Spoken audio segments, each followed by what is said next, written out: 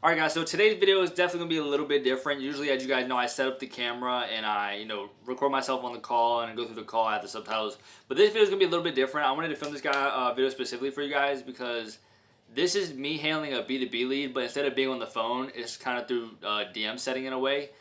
But because usually as a dialer, majority of the time you're going to be dialing, but sometimes you got to message these people SMS. And this was a B2B lead, and I know for me personally, starting out as a dialer, I had trouble handling B2B because you got to handle it a little bit differently. With B2B, you have to be more like personal, more like not salesy. Because bro, one, they already know what they're doing, and especially this guy, he was already an appointment setter and a closer. So there's no point of going through the script as you would with the B2C because he's already gonna know what you're doing, and if he knows what you're doing, bro, he's like, bro, just be fucking for real. You know what I'm saying? So basically, this call today is I'm going to be breaking down how I set this B2B lead through SMS. So what I'm going to do is I'm going to talk to you guys and break down basically the call and why I said certain things. And I'm going to put the screenshots right here. So basically, let's just hop right into it and let's just get started. So basically, as you see on the first screenshot, basically it was like an automated message. I don't want to add it in there because it says the influencer thing that I work for, and I don't want anybody who's because y'all know people are crazy on the internet, but somebody from YouTube might opt in on the offer and just waste our time, and I don't want that. So that's why I'm like not adding their name and not really adding too much about the offer. And I know before my previous videos I did, but moving forward I was like, let me not do that, But anyways, as you see right here on the side, we started with yep, that's right. So that started from basically just saying, hey, my name is Mark. I see you opted in for the free training. Is that correct? So he's like, yeah, that's right. I said, okay, perfect. Just out of curiosity, what kind of made you interested in the free training? Because literally with a broad statement like that, they could reply with so many ways. He reply, well, why I want to apply the free training? Because I want to start with growth operating, and I took a couple, I've been looking at it for a little while, and I kind of want to get started. Or he could say, oh, right now I'm not really happy with my job, and I'm kind of looking for a new alternative. So there's just like so many answers you could get because it's such a broad statement, and plus it's generally kind of already started the conversation with, why are you here? Why do you kind of already want to make that change? Why do you already want to be a growth operator? So I think that's a good starting question just to kind of get like a good first answer out of them, and then you could keep probing and clarifying and just just kind of go from there and just develop more about the conversation. So next he goes, always looking to learn more. That's a very vague statement.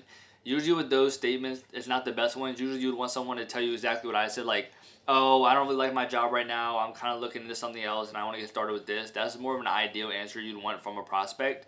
But he kept it very plain and simple and just said, all right, I'm just always looking to learn more.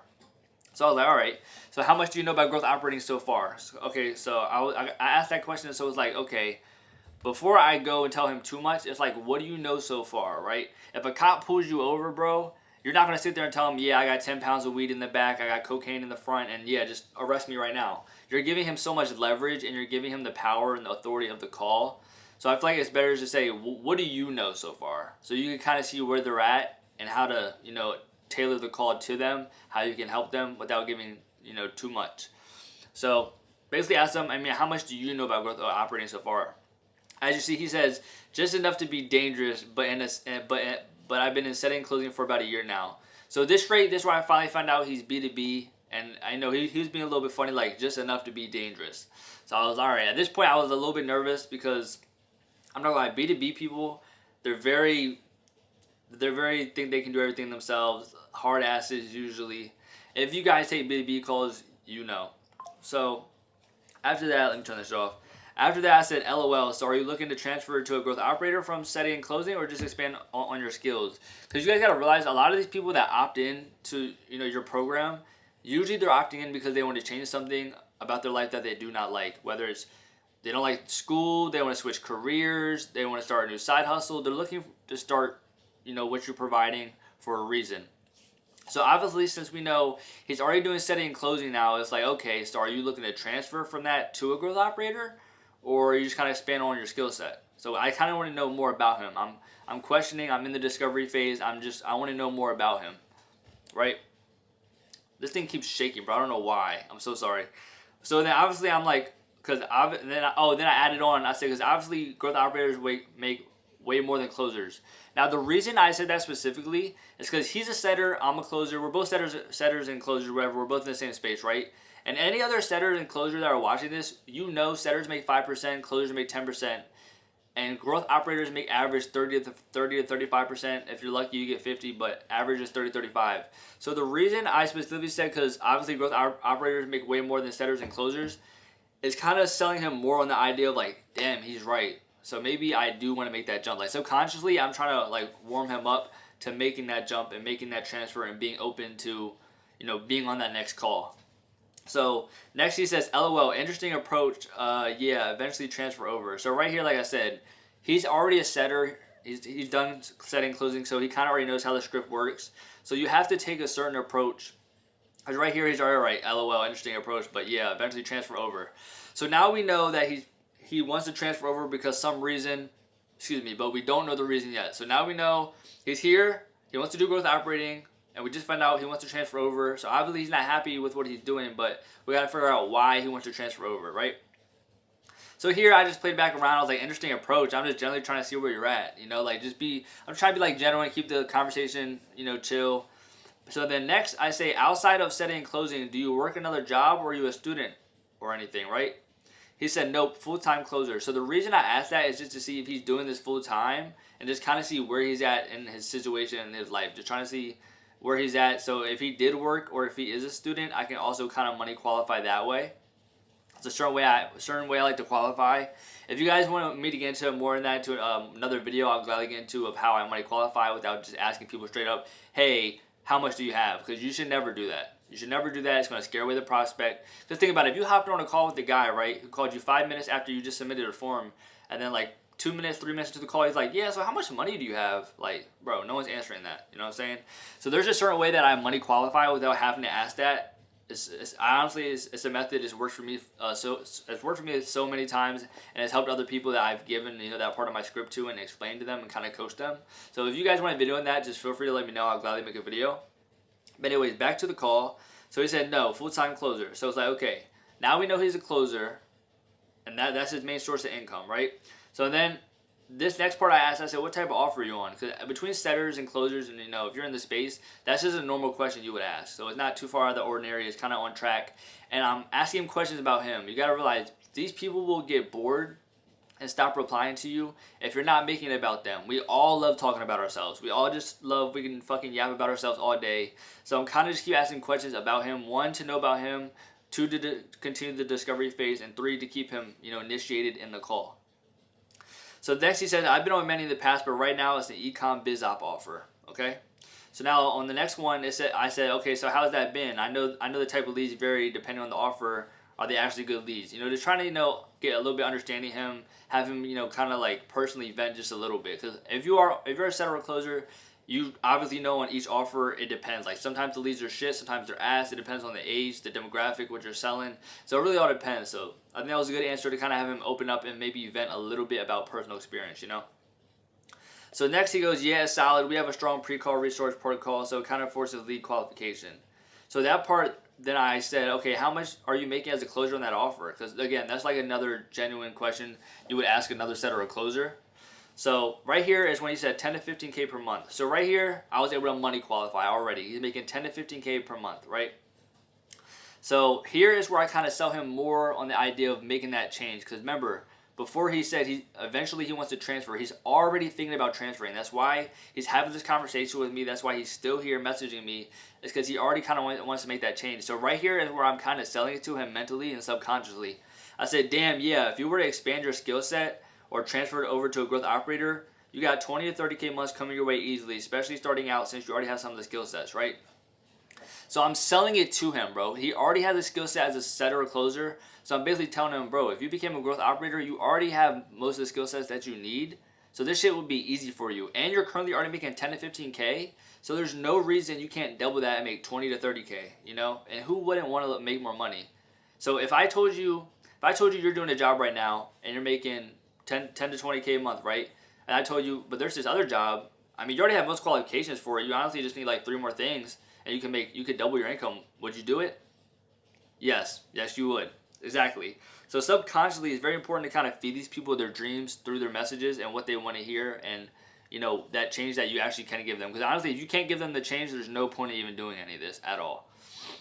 So anyways, just to get more into it, after I said that, we go next. He said, yeah, it's just about client acquisition, hiring, hiring reps and offer. He said, yeah, it's just about client acquisition, hiring reps, and offering launch strategies. If I understood those three, I'd be solid. Okay, so right here, he already gave us his problem and why he's here. He's here because he possibly wants to transfer to growth operating, more than likely. He wants to make more money, and he feels like he could do it, but he's lacking guidance. And he needs guidance on client acquisition, hiring reps, and offering launching strategies. So we already got so much out of him in the discovery phase that we know a pretty good amount so far. So again, me kind of working into selling him the idea of making that transfer subconsciously. I said, exactly, bro. Especially if you started now and took it seriously, there's no reason by mid-2025 you shouldn't be having 30K months and doubling your income. Because as you know, in this space, bro, I feel like with a lot of B2C, we tell these people, yeah, you can have instant results or you'll get results within like a month. With him, he's already in the space. He already knows, bro, that it usually takes like by 6 months max, he should be doubling his income easily. So then as you see, he's asking questions about me now. That's how. So right now we already made that personal connection to the fact where he's asking questions about me. Because the majority of times through your call, the prospect will not ask a question about you. You just keep asking questions about them, and they don't usually ask anything about you. And you guys, like I said, if you guys are in the space, you know this. So now he's asking questions about me. So now you know we already made a personal connection, and now he's kind of interested into me. Otherwise, you know, he wouldn't have been here. So he said, facts. Are you ripping, dude? So I was like, yeah, I'm making 8 to 10K a month right now, looking to transfer to a closer soon. So right here, I was like, yeah, you know, a little white lie. I'm definitely not making that much right now. Why am I so white? I mean, I'm white, but I shouldn't be that white, bro. That's like McDonald's chicken nugget white. Anyways, so I said that. He said, why not just go into growth operating? Now, here's where I fucked up before in the past. So this is a good sauce to you guys that was given to me from Kobe. So Kobe, if you're watching this, shout out to you, bro, because this is definitely from you. And I'm going to give people their flowers where it needs to be given because this is not from me. This is from Kobe, my coach. So basically, he was like, why not go into growth operating? And I gave him an example. But before, when I was on a call, some dude kind of asked me the same thing. He was like, okay, why not do growth operating if it's such a good business model? And I explained to him, I said, I mean, I'm just an appointment setter, bro. I said something like that. I don't know what I said exactly. But he was like, but it kind of, I guess, scared him off of the call. He was like, okay, but if growth operating is so good and you're trying to sell me growth operating, but you don't do it, like, you know what I'm saying? So it was like, why would you sell me something that you don't even do or you're not even in? You know what I'm saying? So it just made it a little bit weird. And Kobe told me that, and he kind of called me out on it. He was like, honestly, bro, your setting's good. Everything's good with your sets. That was literally your only problem on that call. So this time, I figured I'd run into it again with another B2B lead, and as you see, I did right here. He said, why not just go into growth operating? And literally what I said next is literally everything Kobe told me to say, bro. He said, well, I said, well, that's actually where I started and how I met. Oh, I got to blur that out. Then eventually he asked me to work on his team since I was knowledgeable in this space, and he pays me more than an average setter. So it kind of sells him on the idea of the lie, like, he pays me more than an average setter. Like, yes, growth operators make a lot, but I get paid more than the average setter. So that's why I'm doing appointment setting right now instead of growth operating. So next, obviously, we dive a little bit more into that, and he goes, I see. So why didn't you keep doing it, question mark? Like, stack a couple clients, add a 20K a month. And he has a valid point. So then I came back, I said, well, at the time, it was more about building my connection with, can't put the influencer's name, but I don't mind setting right now for real. Because that's also a valid take. Like, at the time, you know, yes, I could have did this, but it was more important to build the relationship with this person. And now I'm on his team working for him, and I'm making more money than the average, you know, person who has this role. So all that story kind of makes sense a little bit. Then I just let him know, like, anyways, bro, if you are serious about getting into growth operating and getting the knowledge on client acquisition, hiring reps, and offering launch strategies, we can definitely help you with that and more. So the reason I said that exactly is because notice how in the beginning of the call, those are the 3 things that he mentioned he need help on. So I made sure when it was time for the pitch, I made sure to add those in there because he literally said that's all he needs help on. So I made sure to add that into the pitch when I pitched that, okay, we do have a one-on-one, so for someone, you know, would you be wanting to call and talk over the details and everything? He said, yeah, send me the link and I'll book a call. As you guys see, I'm going to block off the link so nobody types that shit in just to be safe. But as you guys see, I sent him the link. He booked in. And I'm going to update you guys if he does close. But that's basically how you would handle a B2B lead. You got to be more like personal and just kind of like, just not salesy, bro. You can't do what you do with a B2C. You can't do with a B2B, bro. It doesn't work that way. But anyways, I hope you guys did enjoy this video. How long is this video? 14 minutes, 51 seconds, so probably 15 minutes by the time I'm done yapping. But anyways, I hope you guys enjoyed this video. I hope the breakdown kind of helped you and kind of like, because when you're on these calls or, you know, your SMS or DM setting, there's a lot of mental stuff that you have to do so you can kind of get that ammo, right? So first we started with a pistol, right? We started with an unloaded gun, right? And then he slowly started giving us rounds. He slowly started giving us ammo, right? And then eventually he gave us more ammo because originally he said, okay, I'm trying to possibly transfer, right? And then we found out why. He wanted to make more money, right? And then he gave us the reasons of why with client acquisition and everything else. So first we had a pistol, then he gave us some ammo, right? And after that, we upgraded to a machine gun. And at the end of the call, when it was time to pitch to him, you know, to book the call, we basically at that point we had a machine gun and we just blah blah blah. We just shot all his ammo that he gave us back to him, and obviously it worked. So I hope you guys did enjoy this video. Like I said, this is definitely a different video of mine. Definitely, it was just, you know, breaking down the call. So if this did help you guys, please let me know in the comments. I could definitely make more videos like this. And if you guys want, I could definitely make that video on how to money qualify without just being direct and be like, yeah, bro, like full transparency. I mean, this is a paid program, so I mean, do you have this to invest? I just personally, I don't like that way to go about it. I know there's people that do go about that, and I used to do that strategy actually, but I noticed for the offers that I'm on, you can't be that direct because it scares the prospects off. So it definitely matters about your audience and your avatars or your avatar. So yeah, if you guys want me to drop that video on how to money qualify without just being direct like that, kind of being smart about it and being around the bush, like playing those like brain games that I just kind of broke down for you guys here, let me know. I will make that video for you guys. But other than that, I love you guys. I appreciate you, and I swear I'm gonna be working hard to get back to 2 videos a week. It's just been really busy. I want to fucking 3 offers right now. I'm currently closing. I possibly close this guy today, and if I did, I'm gonna upload the video for y'all. I'm closing right now, and I'm on what?